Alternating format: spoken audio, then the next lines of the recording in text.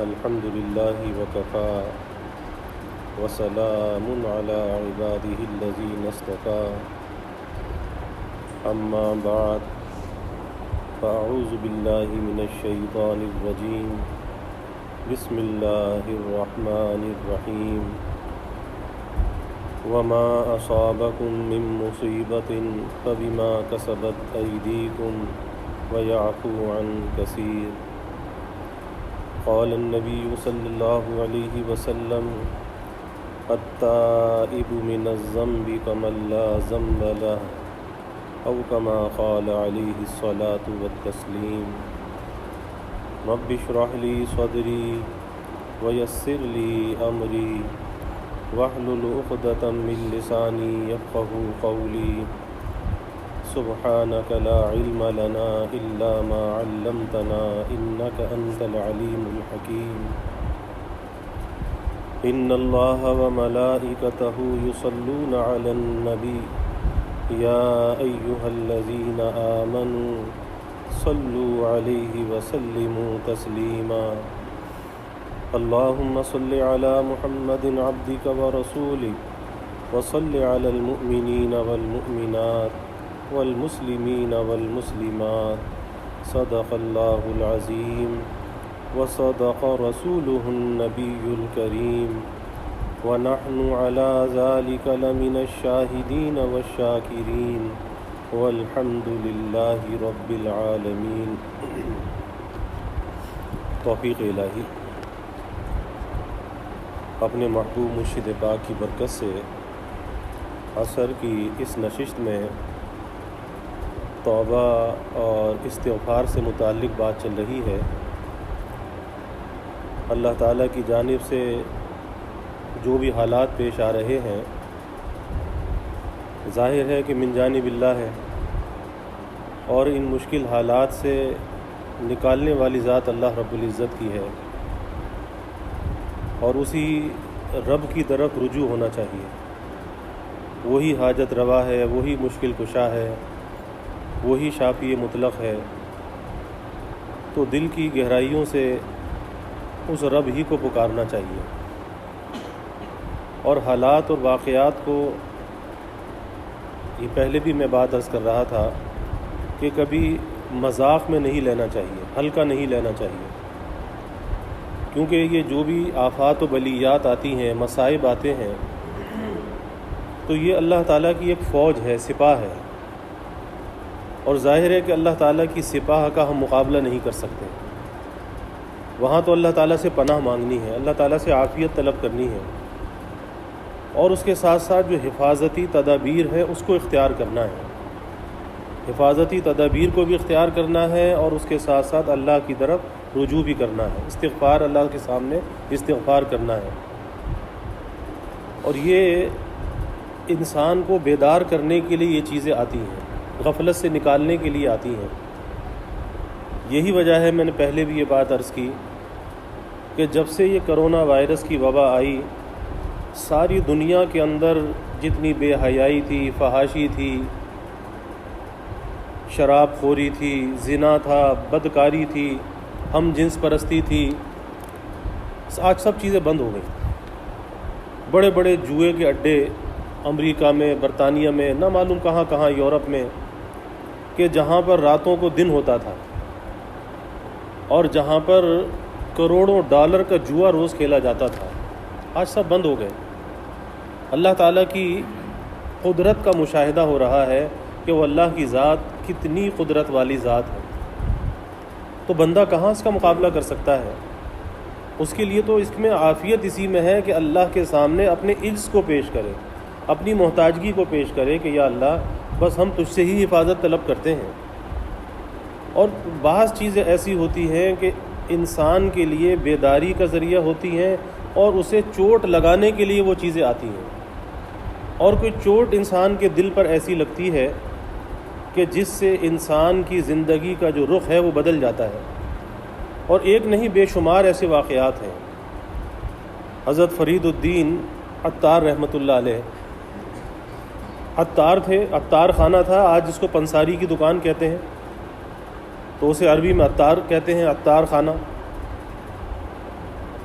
اپنی دکان پر تھے، کاروبار چل رہا تھا کہ ایک شخص دکان پر آیا اور اس شخص نے آ کر دکان کو کچھ چیزوں کو دیکھنے لگا۔ انہوں نے پوچھا کہ بھئی کیا کام ہے، کیا چاہیے آپ کو؟ تو اس نے کہا کہ میں یہ دیکھ رہا ہوں کہ ظاہر پنسار کی دکان پر بعض چیزیں ایسی بھی ہوتی ہیں کہ جو لیس دار ہوتی ہیں، چھپکنے والی ہوتی ہیں، مغلظ ہوتی ہیں، ان کی زبان میں، اطباء کی زبان میں مغلظ کہتے ہیں، چھپکنے والی گاڑی۔ تو میں یہ دیکھ رہا ہوں کہ ایسی چیزوں میں تمہاری جان جو اٹکی ہوئی ہے، تو تمہاری جان کیسے نکلے گی؟ تو فرید الدین عطار رحمۃ اللہ علیہ نے کہا کہ ارے جاؤ اپنا کام کرو، جیسے تمہاری نکلے گی ایسے ہماری بھی نکل جائے گی۔ اس نے کہا اچھا، جیسے ہماری نکلے گی ایسے تمہاری بھی نکل جائے گی۔ بس اسی وقت وہ دکان کے باہر وہ شخص لیٹا، اس نے اپنی چادر اوڑھی، کلمہ پڑھا، اس کی روح پرواز کر گئی۔ اب ان کے دل پر چوٹ لگی کہ جیسی اس شخص کی جان نکلی ہے، میری تو ایسی جان نہیں نکل سکتی، کیونکہ میرے دل میں تو کچھ دنیا گھسی ہوئی ہے یا دل دنیا میں پھنسا ہوا ہے، تو میری جان تو ایسے نہیں نکل سکتی۔ بس یہ دل پر چوٹ ایسی لگی کہ اسی وقت اللہ تعالیٰ سے توبہ کی، عطار خانے کو چھوڑا، اللہ کی، اور پھر بہت بڑے اولیاء امت میں سے ہوئے حضرت فرید الدین عطار رحمۃ اللہ علیہ۔ بہت سے واقعات ہیں۔ فضیل ابن عیاض رحمۃ اللہ علیہ ڈاکوؤں کے سردار تھے، کتنے بڑے شخص ہوئے، لیکن پہلے کی زندگی کیا ہے، ڈاکوؤں کے سردار تھے۔ ایک مرتبہ جنگل میں بیٹھے ہیں، ایک واقعہ تو یہ آتا ہے کہ ایک پرانے درخت کے ساتھ ٹیک لگا کر بیٹھے تھے، دیکھا کہ ایک پرندہ آتا ہے اور اس درخت کے اندر جاتا ہے، پھر واپس چلا جاتا ہے، پھر آتا ہے، پھر واپس چلا جاتا ہے۔ تو انہیں تجسس ہوا کہ یہ پرندہ بار بار کیوں آ رہا ہے، کہ اس پرندے کے بچے اندر ہیں، کہ کچھ دانہ پانی لا رہا ہے۔ اوپر چڑھ کے جو دیکھا تو ایک بہت بڑا اژدہا بوڑھا، وہ اس کے اندر بیٹھا ہے، منہ کھول کے بیٹھا ہے، ایسا اژدہا کہ جو ہل نہیں سکتا، چل پھر نہیں سکتا۔ تو اللہ تعالیٰ نے اس پرندے کی یہ ڈیوٹی لگا دی کہ وہ اسے دانہ پانی پہنچا رہا ہے، وہ منہ کھول کر بیٹھا ہے، اسے دانہ پانی مل رہا ہے۔ تو ان کے دل پہ چوٹ لگی کہ ایک موذی مخلوق کے جس کے مارنے پر بھی ثواب ہے، جب اللہ تعالیٰ اسے اس طرح سے رزق پہنچا رہے ہیں تو کیا اللہ مجھے رزق نہیں دے گا؟ بس دل پر ایسی چوٹ لگی کہ اس زندگی سے توبہ کی، اور پھر بہت بڑے اولیاء امت میں سے ہوئے، بہت بڑے فقیہ ہوئے۔ فضیل ابن عیاض رحمۃ اللہ علیہ، جو امام اعظم ابو حنیفہ رحمۃ اللہ علیہ کی جو شورا تھی، کہ جہاں پر فقہ کی تدوین کا کام ہوتا تھا، اس فقہ کی جو تدوین کا کام تھا، اس شورا کے رکن رکین تھے فضیل ابن عیاض رحمۃ اللہ علیہ۔ کتنے بڑے اولیاء امت میں سے ہوئے، لیکن دل پر کوئی چوٹ لگی تھی۔ اس لیے میں عرض کر رہا ہوں کہ یہ کوئی کھیل نہیں ہے، اور اس سے گھبرانا بھی نہیں چاہیے، لیکن اپنے دل کی حالت کو بدلنا ضرور چاہیے کہ یہ ہمیں بیدار کرنے کے لیے آیا ہے۔ یہ کرونا جو آیا ہے، کافر اس کا چاہے کوئی بھی مطلب لیں، کیونکہ کافر کی نظر کسی سبب تک محدود ہوتی ہے، اس کی نظر مسبب الاسباب تک نہیں جاتی، اور وہ اسی کو مؤثر سمجھتا ہے۔ لیکن ہم تو اس اسباب سے بلند ہو کر ہم تو مسبب الاسباب پر نظر لے جاتے ہیں، ہمارا تو اس ذات پر یقین ہے۔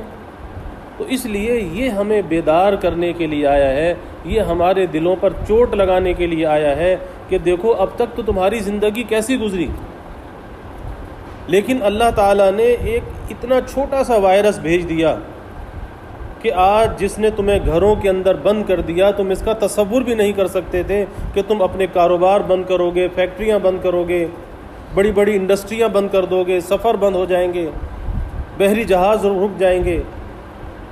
کہا تھا ہر جگہ پہ فساد تھا۔ اللہ تعالیٰ فرماتے ہیں ظاہر الفساد فی البر والبحر بما کسبت ایدی الناس، کہ بحر و بر کے اندر جو فساد ہے یہ تو انسان کی وجہ سے ہے، کہ نہ زمین انسان کے فساد سے بچی ہوئی تھی، نہ سمندر انسان کے فساد سے بچا ہوا تھا۔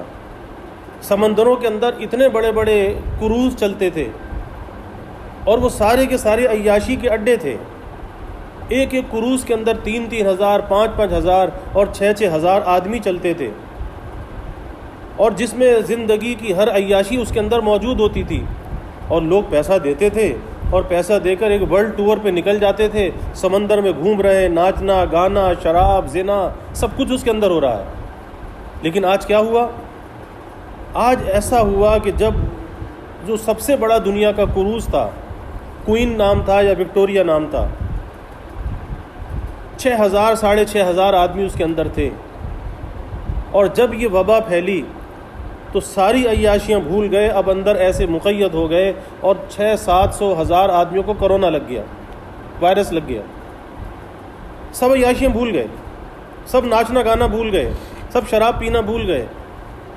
تو یہ اللہ تعالیٰ کی طرف سے ایک بیدار کرنے کے لیے ہم پر ایک چوٹ ماری جا رہی ہے کہ انسان نے تو بحر اور بر میں، سمندر اور زمین میں فساد مچا رکھا تھا، دوسری مخلوق بھی اس کے شر سے محفوظ نہیں تھی۔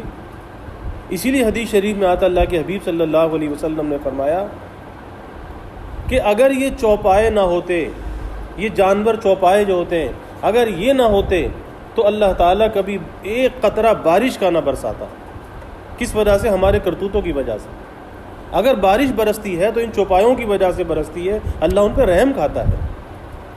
تو یہ چیزیں بھائی ہمیں بیدار کرنے کے لیے آتی ہیں۔ ابراہیم ابن ادم رحمۃ اللہ علیہ بادشاہ ہیں،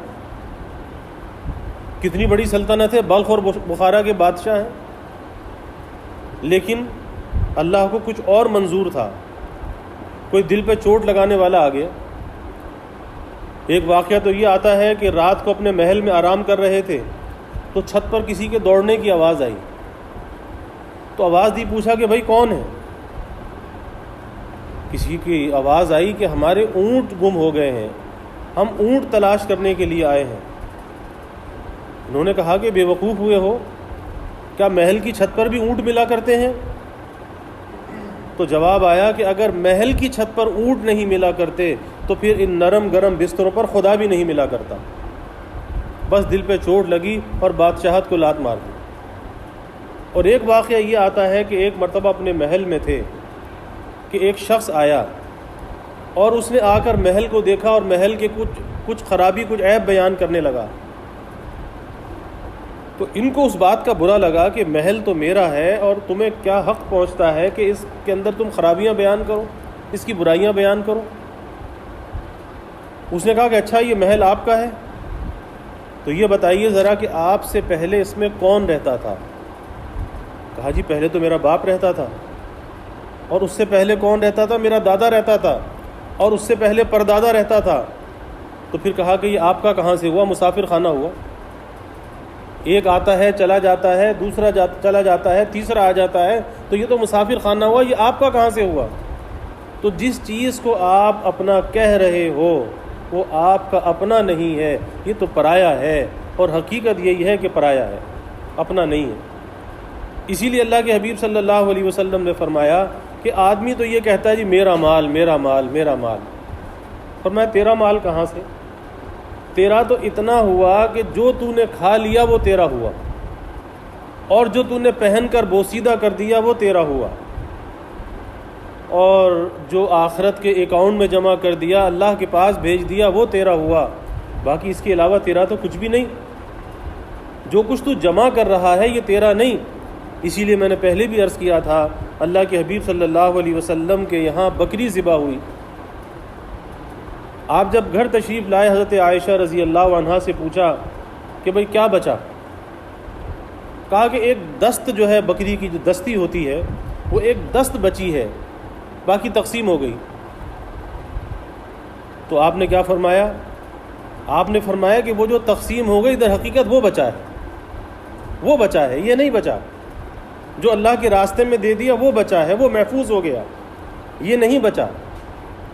اسی طرح ایک اللہ والوں کا واقعہ آتا ہے کہ ایک مرتبہ ان کی باندی نے کہا کہ بہت عرصہ ہوا ہم نے گوشت نہیں کھایا، نہ آپ نے کھایا نہ ہم نے کھایا، اگر آپ کی اجازت ہو تو گوشت پکا لیا جائے۔ کہا کہ بہت اچھا، گوشت پکا لو۔ جب گوشت پک کر تیار ہوا تو خادمہ نے اطلاع دی کہ حضرت گوشت تیار ہو گیا. تو کہا کہ اچھا وہ محلے میں جو فلاں یتیم ہے ان کے یہاں یہ ہانڈی دے آؤ. خادمہ نے حکم مانا, اٹھا کر وہ ہانڈی ان یتامہ کے گھر پر دے آئی. لیکن آ کر یہ کہا کہ حضرت کچھ تھوڑا سا تو چکھ لیا ہوتا, اتنے دن کے بعد تو گوشت پکا تھا, تو تھوڑا سا چکھ لیا ہوتا. فرمانے لگے کہ اگر ہم اسے کھا لیتے تو تھوڑی دیر کے بعد یہ نجاست کی شکل میں کچرے کے ڈھیر پر ہوتا, کہ آدمی کھاتا ہے فضلہ بن کے نکل جاتا ہے, کچرے کے ڈھیر پر ہوتا. ہمارے کھانے کی تو یہ حقیقت ہوتی کہ یہ کچرے کے ڈھیر پر ہوتا. اب یہ جو کسی اور کے پاس چلا گیا تو یہ محفوظ ہو گیا, آخرت کے لیے محفوظ ہو گیا. میں یہ عرض کر رہا ہوں کہ جو کچھ بھی حالات و واقعات ہیں تو یہ در حقیقت ہمیں بیدار کرنے کے لیے آئے ہیں, غفلت سے جگانے کے لیے آئے ہیں, اور یہ دل پر چوٹ مارنے کے لیے آئے ہیں. کہ ابراہیم ابن ادم کے دل پر کسی نے چوٹ ماری, بادشاہت چھوڑ دی, فقیری اختیار کر لی, جنگل میں جا کر جھونپڑی ڈال لی, اور پھر جب وہ بادشاہت چھوڑی تو پھر اللہ نے کیسی بادشاہت دی کہ ایک مرتبہ وزیر آیا, اور وزیر نے آ کر کہا کہ حضرت دریا کے کنارے بیٹھے تھے اور اپنی گدڑی جو ہے وہ سی رہے تھے سوئی سے, کہ حکومت سلطنت آپ کا انتظار کر رہی ہے, عوام آپ کا انتظار کر رہے ہیں, تو خدارہ چلیے. تو کہا اچھا. دو باتیں کی. ایک تو یہ فرمایا کہ مجھے ایک چیز کا ڈر ہے, ایک چیز کا ڈر ہے, اور وہ ڈر یہ ہے کہ کل قیامت کے دن اللہ کی طرف سے اعلان ہوگا, فریق فی الجنہ و فریق فی السعیر, کہ ایک فریق جنت میں جانے والا ہے, ایک فریق دوزخ میں جانے والا ہے. تو مجھے یہ بتا دو کہ میں کون سے فریق میں ہوں گا, جنت والے جماعت میں یا دوزخ جانے والی جماعت میں. تو اس نے کہا کہ حضرت یہ تو مجھے اپنا بھی نہیں پتا, میں آپ کے بارے میں کیا کہہ سکتا ہوں کہ کون سی جماعت میں ہمارا حشر ہوگا. پھر کہا کہ میں کیسے بادشاہت کو قبول کر سکتا ہوں. اور پھر اس کے بعد فرمایا کہ دیکھو میں نے اس بادشاہت کو اگر چھوڑا ہے تو اللہ نے مجھے کیسی بادشاہت عطا کی ہے کہ اپنی سوئی کو دریا میں اس ندی میں پھینک دیا, اور وزیر سے کہا کہ ذرا میری سوئی تو نکال کر دو. اس نے کہا جی اتنی باریک سی سوئی اور اس ندی سے کون نکال کے لا سکتا ہے, دریا سے کون نکال سکتا ہے. کہا کہ اچھا. اب اس دریا کی مچھلیوں سے کہا کہ میری سوئی لا کر مجھے دے دو. اب یہ کون سی بادشاہت ہے کہ جو دریا کی مچھلیوں پر بھی بادشاہت ہے, اور وہ مچھلی ابھی زبان کو سمجھ رہی ہیں. تو واقعات میں لکھا ہے کہ بہت ساری مچھلیاں اس دریا کی تہہ پر آ گئیں, اوپر کی سطح پر آ گئیں, اور کسی کے منہ میں سونے کی سوئی ہے, کسی کے منہ میں چاندی کی سوئی ہے. تو کہا کہ نہیں مجھے یہ نہیں چاہیے, مجھے تو میری سوئی لا دو, وہ جو میری سوئی تھی وہ چاہیے, سونے چاندی کی نہیں چاہیے. تو ایک مچھلی آگے بڑھی اور وہ جو سوئی حضرت نے پھینکی تھی ابراہیم ابن ادم رحمۃ اللہ علیہ نے, وہ سوئی نکال کر دے دی. تو کہا کہ دیکھا اگر وہ بادشاہت چھوڑی ہے تو اللہ نے کیسی بادشاہت دی ہے. اور حقیقت یہی ہے کہ جب آدمی اللہ تعالیٰ سے تعلق جوڑ لیتا ہے اور صرف اللہ سے ڈرنے والا بن جاتا ہے تو پھر ساری مخلوق اس سے ڈرتی ہے, ساری مخلوق ڈرتی ہے. اور اگر یہ اللہ سے نہیں ڈرتا تو پھر یہ کیفیت ہو جاتی ہے کہ یہ اپنے سائے سے بھی خود ڈرتا ہے. صحابہ کو دیکھ لیجئے کہ صحابہ جب افریقہ کے جنگلات میں پہنچے تو وحشی جانور تھے, درندے تھے. صحابہ نے جا کر کیا کہا کہ امیر جیش نے کھڑے ہو کر جنگل کے کنارے پر ان سے خطاب کیا اور کہا کہ ہم رسول اللہ صلی اللہ علیہ وسلم کے غلام ہیں اور ہم نے رات یہاں پر قیام کرنا ہے, اس لیے تم سے کہتے کہ جنگل خالی کر دو. بس یہ خطاب تھا. اب وہ کون سی زبان تھی, وہ کون سی حکومت تھی جو ان درندوں پر بھی تھی, جو چیڑ پھاڑ کرنے والے جانور. دیکھا کہ ہر جانور جو ہے وہاں سے نکل رہا ہے، اپنے اپنے بچوں کو اٹھا کر لے جا رہا ہے اور جنگل کو خالی کیا جا رہا ہے۔ کیا تھا؟ اللہ کے ساتھ تعلق مضبوط تھا، اللہ کے ساتھ تعلق جڑا ہوا تھا، اور جب اللہ کے ساتھ تعلق کو جوڑا تو اللہ نے وہ بادشاہت عطا کی کہ جانور بھی ان کی گفتگو کو سمجھنے لگے اور سننے لگے، اور جانور بھی ان کا کہنا ماننے لگے۔ تو حقیقت یہی ہے کہ جو اللہ سے ڈرتا ہے پھر ساری مخلوق اس سے ڈرتی ہے، اور جو اللہ سے نہیں ڈرتا تو پھر وہ خود اپنے سائے سے بھی ڈرتا ہے۔ آج دنیا کے اندر مسلمان 1.25 ارب 1.5 ارب مسلمان ہیں، لیکن کیفیت یہ ہے کہ آج مسلمان ذلت اور پستی کا شکار ہے۔ آخر اس کی وجہ کیا ہے کہ تعداد کی کثرت اتنی ہے، لیکن اس کے باوجود ذلت اور پستی کا شکار ہے۔ اور اللہ کے حبیب صلی اللہ علیہ وسلم نے اس کو ظاہر فرمایا تھا۔ ایک حدیث مبارکہ میں آپ صلی اللہ علیہ وسلم نے فرمایا تھا کہ ایک زمانہ ایسا بھی آئے گا کہ کفار ایک دوسرے کو دعوت دیں گے۔ کیا دعوت دیں گے؟ کہ جیسے تم دسترخوان پر ایک دوسرے کو دعوت دیتے ہو کہ بھائی آؤ مل کر کھانا کھا لیں، تو اس طرح سے وہ ایک دوسرے کو دعوت دیں گے کہ آؤ مل کر مسلمانوں پر ہاتھ صاف کر لیں، اس طرح دعوت دیں گے۔ اور یہ مثالیں نظر آئیں، یہ مثال ہمیں عراق میں بھی نظر آئی، یہ مثال افغانستان میں بھی نظر آئی کہ کس طرح ایک دوسرے کو دعوت دے کر اور وہ نیٹو کی ایک فوج بنا کر کس طرح سے حملہ آور ہوئے اور کس طرح سے ہر چیز کو تہو بالا کر دیا۔ تو اس طرح سے ایک دوسرے کو دعوت دیں گے، کس لیے؟ مسلمان کو مٹانے کے لیے۔ تو صحابہ نے پوچھا کہ یا رسول اللہ صلی اللہ علیہ وسلم، کیا اس وقت ہم تعداد میں کم ہوں گے؟ آپ نے فرمایا کہ نہیں، تعداد میں بھی زیادہ ہوں گے۔ تو پھر اس کا کیا سبب ہوگا کہ وہ اس طرح سے مل کر ہمیں ماریں گے؟ آپ نے فرمایا کہ اس کا ایک سبب تو یہ ہوگا کہ دنیا کی محبت دلوں کے اندر آ جائے گی، اور یہ مثل اس طرح سے ہو جائیں گے کہ جیسے سمندر کا جھاگ ہوتا ہے کہ جھاگ اڑتا ہے اور بیٹھ جاتا ہے۔ فرمایا کہ یہ ایسے ہو جائیں گے، اور اس کا سبب یہ ہوگا ایک تو دنیا کی محبت دل میں آ جائے گی، اور دوسرا اپنے مرنے کو بھلا دیں گے، موت کو بھلا دیں گے۔ اور آج وہ چیز نظر آتی ہے کہ کفار مسلمان کو مٹانے کے لیے یکجا ہو جاتے ہیں، لیکن مسلمان اپنے آپس کا اختلاف دور نہیں کرتا، آپس کی نفرتیں دور نہیں کرتا، اور وہ مسلمان کو مارنے کے لیے، ورنہ آپ دیکھیے کہ ان کی ایسی ازلی ابدی دشمنیاں تھیں، فرانس جرمنی کی، جرمن فرانس کی، اور جرمن برطانیہ کی، کہ ان کے درمیان تو جنگیں ہوئیں، جنگ عظیم اول ہوئی، جنگ عظیم دوم ہوئی، اتنے ایک دوسرے کے دشمن، لیکن جب مسلمان سے لڑنے کا وقت آیا تو یہ سب ایک ہو گئے، سب ایک ہو گئے۔ اسی لیے اللہ کے حبیب صلی اللہ علیہ وسلم نے فرمایا الاسلام ملت واحدہ والکفر ملت واحدہ، کہ اسلام ایک ملت ہے اور کفر ایک ملت ہے۔ اور یہ کبھی کفر جو ہے، یہ کبھی کفر مسلمان کا خیر خواہ نہیں ہو سکتا، کبھی نہیں ہو سکتا۔ آج ہمارے حکمران وہاں آس اور امیدیں لگا کر بیٹھے ہیں کہ جی وہ ہمارے قرضے معاف کر دیں گے، وہ یہ کر دیں گے، وہ کر دیں گے، ارے وہ اور زیادہ ہمیں کنگال کر دیں گے اگر ہم ان کے پیچھے چلے۔ اگر ہم نے سود کی لعنت کو اپنے ملک سے ختم نہ کیا، بے پردگی کو ہم نے ختم نہ کیا، بے حیائی کو ختم نہ کیا، تو ہم تو اور زیادہ ذلت کے اندر گڑتے چلے جائیں گے، تباہی کے دہانے پر تو پہلے کھڑے ہیں۔ لیکن آج سود ختم کرنے کے لیے تیار نہیں، آج فحاشی اور بے حیائی کو ختم کرنے کے لیے تیار نہیں، اور آسرے کفار سے لگا کر بیٹھے ہیں کہ یہ ہمارے قرضوں کو ختم کر دیں گے۔ وہ تو ہمارے ازلی ابدی دشمن ہیں، وہ کیسے ہمارے قرضوں کو ختم کر سکتے ہیں؟ وہ تو قرضوں کے جال میں ہمیں شکار کرتے ہیں، اور جو جال شکار کرنے کا ہوتا ہے بھلا اس جال سے ہمیں کیسے نکلنے دیں گے؟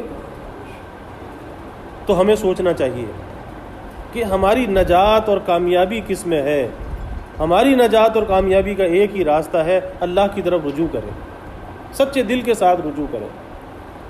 اللہ کے حبیب صلی اللہ علیہ وسلم سے اللہ تعالیٰ نے فرمایا فَسَبِّحْ بِحَمْدِ رَبِّكَ وَاسْتَغْفِرْ إِنَّهُ كَانَ تَوَّابًا۔ کس سے کہا جا رہا ہے؟ رسول اللہ صلی اللہ علیہ وسلم سے کہا جا رہا ہے کہ آپ اپنے پروردگار کی پاکی بیان کیجئے، اپنے رب کی تعریف کیجئے، اس کی پاکی کو بیان کیجئے اور اس سے بخشش اور مغفرت کی درخواست کرتے رہیے، کیونکہ بے شک وہ بڑا توبہ کو قبول کرنے والا ہے۔ کہ آپ کو کیا کہا جا رہا ہے کہ دنیا سے پردہ فرمانے تک آپ استغفار کرتے رہیے، اپنے رب سے بخشش اور مغفرت طلب کرتے رہیے۔ کس سے کہا جا رہا ہے؟ رسول اللہ صلی اللہ علیہ وسلم سے۔ تو پھر ہم کیسے استغفار کو چھوڑ سکتے ہیں، ہم کیسے توبہ کو چھوڑ سکتے ہیں؟ جب اللہ کے حبیب صلی اللہ علیہ وسلم سے یہ کہا جا رہا ہے تو ہمیں کتنا زیادہ استغفار کرنا چاہیے اور کتنا زیادہ اللہ سے رجوع کرنا چاہیے۔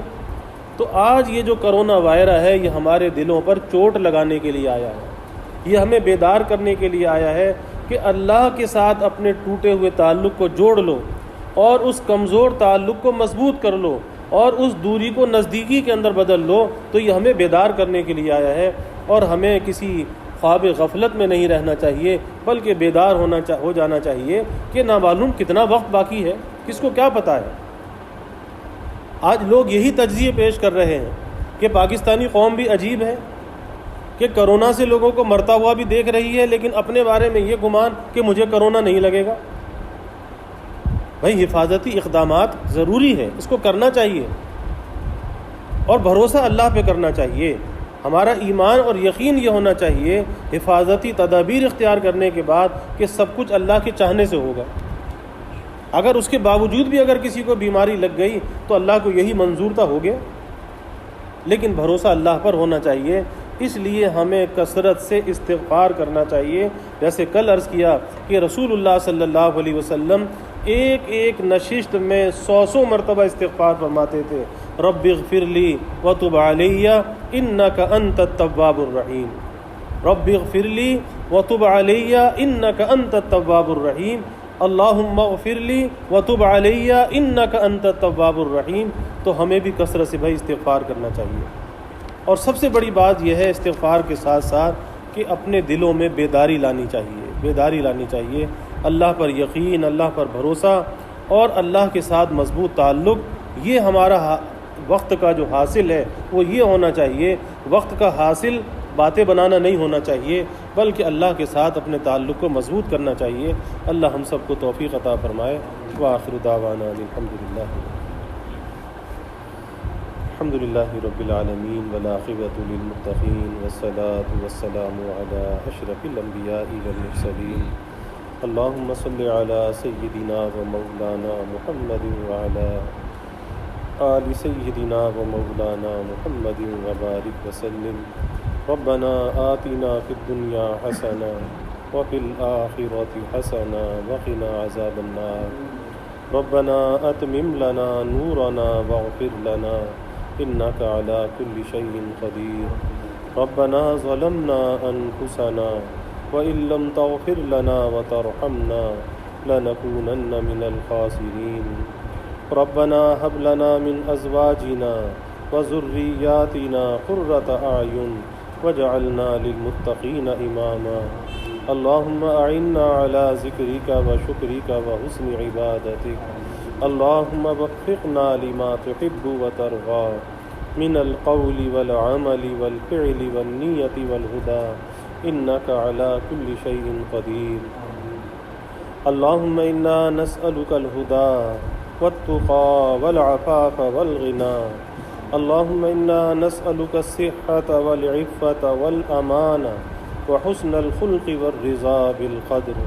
رب تقبل توبتنا، رب تقبل توبتنا واغسل حوبتنا وأجب دعوتنا وسدد ألسنتنا واهد قلوبنا واسلل سخيمة صدورنا۔ يا حي يا قيوم برحمتك نستغيث، يا حي يا قيوم برحمتك نستغيث، يا حي يا قيوم برحمتك نستغيث۔ أصلح لنا شأننا كله ولا تكلنا إلى أنفسنا طرفة عين۔ رب اغفر لي وتب علي إنك أنت التواب الرحيم۔ رب اغفر وارحم وأنت خير الراحمين۔ لا إله إلا أنت سبحانك إنا كنا من الظالمين۔ اللهم أرنا الحق حقا وارزقنا اتباعه وأرنا الباطل باطلا وارزقنا اجتنابه.